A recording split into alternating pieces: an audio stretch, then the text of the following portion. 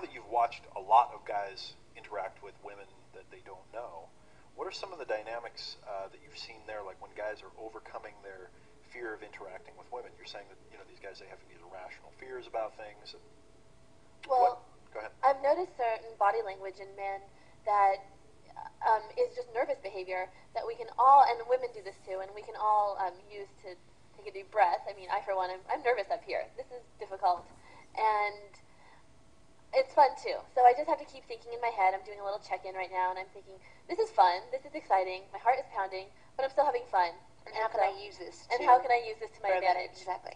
So I've just taken a deep breath, and but for a lot of these guys, overcoming the problems they were having before, you can see it in their body language where they just sit up a little bit taller. Every single time that we tell them a little bit more information about females and what they're thinking, and they just are much more proud of themselves, and they're much more confident as to who they are, and that they can approach these women, and that if the woman does reject them in some way, that it's not their problem. They're still coming back to us afterwards. So it's okay if they don't have that woman there. There's 20 other women in the room, and there's millions of other women in the world. So if that person then and there doesn't reject them, or rejects them, then there's tons of other possibilities. And another important thing is, before you do go and approach women, look to see if they are approachable. So if you see a group of women who are, let's say you go to a bar, and a lot of women like to go out and be with their girlfriends. If women are in a tight huddle, focused on each other, eyes are locked, there is no way you're breaking into that little, circle of women. Do you say hen? I was going to say like a hen's nest, but yeah, there's no way you're going to break into it because they're not interested in being picked up at that point because they're totally focused on their friends. They probably haven't seen each other in a while, and they're in it. They're having some kind of serious conversation. Yeah. And I've been, at a bar several times when somebody does try and come into the circle, and they're actually like poking you on the shoulder, trying to get you to turn around, and all I want to do is catch up with my friend who I haven't seen in a day. Let's say a day. we have so much to catch up on because a lot of things have happened. And you just want them to go away, but you want to be nice, and you're trying to talk to them, and they're just really bothering you, and then you end up being mean to them, and they feel horrible about themselves. The girls that you want to approach are the ones who are at the bar, who are sort of in conversation, but they couldn't really And they're looking over each other's shoulders. They're like this. And they're just like glancing like this. They're maybe smiling. And at that point, you should swoop in there, and you can say anything will break the ice. Yes, break the ice with these women. They are looking to be entertained, and they are looking to be distracted. What I want to know is, why is it that women get dressed up and put on all that makeup and dress so sexy with a low-cut blouse to go talk to the friend that they haven't seen in so long, just so they can complain about the men that are trying to talk? But they want to be picked up when they're not involved in that serious conversation. But they are dressing up for other women. They're not really dressing up for men. That's a very interesting point, by the way. Will you just talk more about that? Okay, well, one of our biggest things we've acknowledged is that men want beautiful women and women want men who have beautiful women. Yes, women are competitive by nature. Women like to have what other women have, especially. So if they want to be the most attractive woman in the room, they want to have the most men coming up and approaching them because that puts them above every other woman in the room.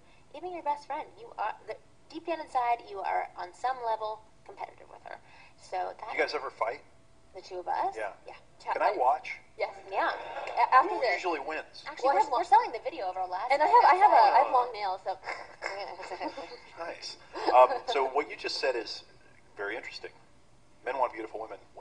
Beautiful women want men who already have beautiful women. Yeah, that's why our service works, and that's what it's based on. So, like when you have a date or a girlfriend and you go to a bar, you might notice that other women are paying undue attention to you, and you're thinking, why is it when I have somebody, why do I have so many more? It's like when it rains, it pours. That whole theory. And exactly what you had said before about talking to the number one in the room, and then the number 7 is all over you. You create a validation for yourself, and a little buzz. Yeah, it's like you have a great publicist right there, sitting right beside you. More, please. Okay, certainly. So listen to what she's really saying. So we've just talked about body language, but we can also talk about some words. Anytime a woman uses double entendres, that would be a good sign for you that she's probably interested. A double entendre is when she might make a pun or say something and have some kind of sexual reference, or if you make this kind of joke and she doesn't doesn't have distaste for that, that's a good sign. She's probably pretty into you. As well, reading her body language. If she is sitting there, arms crossed, looking over your shoulder, making the help me eyes, which I don't know if you know what that is, because most men can't ever read the help me eyes. Girls will know. You'll probably know. Yeah, it's like, did you even see what I just did? We had one. It's tiny. But as soon as I do that, any female in the room recognizes the help me eyes and will come over and save me from this man.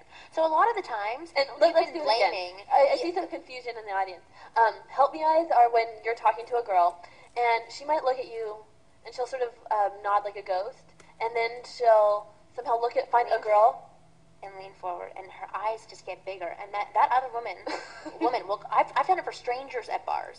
Or when we're out, if I see somebody doing that, you know that they want to be saved. And so a lot of the times men blame that friend who always comes around to protect their girlfriend, but the girl's usually signaling for it. So if you see a girl do that, excuse yourself. Yeah, I mean, get out of there. Just save yourself face and walk away. I mean, or say, it was great talking to you. I think I'm going to go get a drink now. Which at that point, she'll probably like you. Because you left. Right. I know it's confusing. We're a different breed.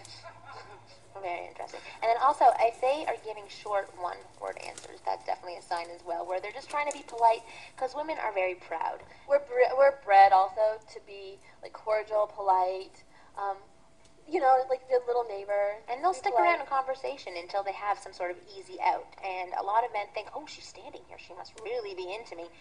She's probably not half the time. She just doesn't want to be rude and walk away from you. Plus, it's nice for her to feel wanted. Yeah. An example of a woman who might feel trapped. I'm going to give you an example. When you're talking to maybe the coat check woman at a bar in the wintertime, and you're giving her your coat, and you're talking for like 10 minutes, really notice her eyes and her body language, or if she's just doing her job. Because if she's standing behind the closet, like in the closet, she doesn't really have an out, until the end of the night. So you really have her cornered, which may not be a great thing. From a woman's perspective, she may not really be into you, but she's being polite. She wants a bigger tip. So make sure you note, or try and take heed of what she's saying, and if she's giving cold or short answers. And if she's trapped in a situation with you, or if she's choosing to be